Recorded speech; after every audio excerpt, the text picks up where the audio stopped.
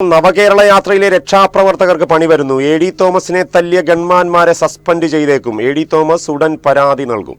രാജാവിനേക്കാൾ വലിയ രാജഭക്തി കാണിച്ചവർക്ക് അതിന്റെ ഫലം ഉടൻ മനസ്സിലാകുമെന്ന് എ.ഡി. Thomas MLA. പറഞ്ഞു. പിണറായി സർക്കാരിന്റെ കാലത്തെ പോലീസ് റിപ്പോർട്ടുകൾക്ക് ഇനി പ്രസക്തിയില്ല. ഇങ്ങനെയൊരു സംഭവമേ ഉണ്ടായിട്ടില്ലെന്ന രീതിയിലുള്ള കള്ള റിപ്പോർട്ടുകൾ തിരുത്തേണ്ടി വരുമെന്നും അദ്ദേഹം വ്യക്തമാക്കി.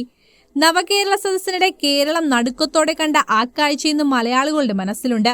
കരിങ്കൊടി കാണിക്കാനെത്തിയ യൂത്ത് കോൺഗ്രസ് പ്രവർത്തകർക്ക് നേരെ മുഖ്യമന്ത്രിയുടെ ഗൺമാന്മാർ പാഞ്ഞെടുത്ത നിമിഷം. ക്രൂരമായ മർദ്ദനത്തെ രക്ഷാപ്രവർത്തനമെന്ന് മുഖ്യമന്ത്രി വിശേഷിപ്പിച്ചതോടെ നിയമം കയ്യിലെടുത്ത ഉദ്യോഗസ്ഥർ സുരക്ഷിതരായി. എന്നാൽ കാലം കാത്തുവച്ച നീതിയുടെ പുതിയ അധ്യായത്തിന് ഇപ്പോൾ തുടക്കമാകുകയാണ്. അന്ന് ഗൺമാന്മാരുടെ മർദ്ദനമേറ്റ യൂത്ത് കോൺഗ്രസ് നേതാവ് ഇന്ന് ആലപ്പുഴയുടെ ജനപ്രതിനിധിയാണ് എ.ഡി. Thomas MLA. ലോകം മുഴുവൻ കണ്ട ഈ ഒരു സംഭവം, ഈ ക്രൂരമർദ്ദനം ക്രൈംബ്രാഞ്ച് കണ്ടിട്ടില്ല. അങ്ങനെ ഒരു സംഭവം നടന്നിട്ടില്ല എന്നുള്ള രീതിയിലാണ് പോലീസ് റിപ്പോർട്ട് കോടതിക്ക് നൽകിയത്.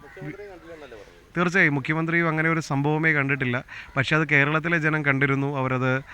അത് കൃത്യമായി നോട്ട് ചെയ്ത് വെച്ചിരുന്നു. അതുകൊണ്ടാണ് ഇന്ന് ഇങ്ങനെ മാധ്യമങ്ങളെ അഭിമുഖീകരിക്കാൻ എനിക്ക് കഴിയുന്നത്. അപ്പോൾ അങ്ങനെ ഒരു ക്രൂരമായ മർദ്ദനം ഉണ്ടായപ്പോൾ പോലും അതിനെ പരിഹസിച്ച് കേരളത്തിൻ്റെ ഒരു പൊതുബോധത്തെ പോലും പരിഹസിക്കുന്ന രീതിയിലാണ് മുഖ്യമന്ത്രിയും അന്ന് പോലീസ് സംവിധാനവും എല്ലാം ഇടപെട്ടത്. ഇന്ന് ഇപ്പോൾ കേരളത്തിൽ UDFൻ്റെ ഭരണ സംവിധാനം വരികയാണ്. ഒരു നിഷ്പക്ഷമായ അന്വേഷണം, അത് ആരുടെയും പക്ഷം പിടിക്കാതെയുള്ള ഒരു അന്വേഷണം കേരളത്തിൽ അനിവാര്യമായി ഈ വിഷയത്തിൽ ഉണ്ടാവണം. ഞങ്ങൾ പുതിയ മുഖ്യമന്ത്രി ചുമതലയേറ്റെടുത്തതിന് ശേഷം ഞാനും ജയ്ജുവൽ കുര്യാക്കോസും ചേർന്ന് പരാതി നൽകും. അതൊരു നിഷ്പക്ഷമായ അന്വേഷണം നടത്തി കുറ്റക്കാർക്കെതിരെ മാതൃകാപരമായ നടപടി സ്വീകരിക്കണം. പിന്നെ ഈ വിഷയം ഇത് തീർത്തും രാഷ്ട്രീയമായ ഒരു വിഷയമാണ്. ഞങ്ങൾ 2 വ്യക്തികൾ തമ്മിലുള്ള അല്ലെങ്കിൽ 3 വ്യക്തികൾ തമ്മിലുള്ള ഒരു വിഷയമല്ല. ഇത് ഈ രാജ്യത്ത് അഭിപ്രായം പറയുവാനും പ്രതിഷേധിക്കുവാനുമുള്ള സ്വാതന്ത്ര്യം എല്ലാവർക്കുമുണ്ട്. അത് സംരക്ഷിക്കുവാനുള്ള ഒരു ജനാധിപത്യപരമായ നിയമ പോരാട്ടമാണ്. തെളിവുകളില്ലെന്ന് പറഞ്ഞ് ക്രൈംബ്രാഞ്ച് എഴുതിത്തള്ളിയ കേസ് വീണ്ടും സജീവമാക്കാൻ ഒരുങ്ങുകയാണ് അധികൃതർ.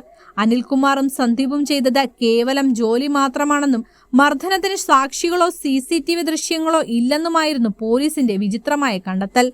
സർക്കാർ അധികാരമേറ്റാൽ ഉടൻ തുടരന്വേഷണം ആവശ്യപ്പെട്ട് എ.ഡി. തോമസ് മുഖ്യമന്ത്രിക്കും DGPക്കും പരാതി നൽകും. പുതിയ അന്വേഷണം പ്രഖ്യാപിക്കുന്നതോടെ കുറ്റാരോപിതരായ ഗൺമാന്മാരെ സസ്പെൻഡ് ചെയ്യാനാണ് നീക്കം. പിണറായി വിജയൻ പ്രതിപക്ഷ നേതാവായാലും തന്റെ പ്രിയപ്പെട്ട ഗൺമാന്മാരെ താൽക്കാലികമായെങ്കിലും മാറ്റി നിർത്തേണ്ടി വരുമെന്ന സൂചനയാണിത്.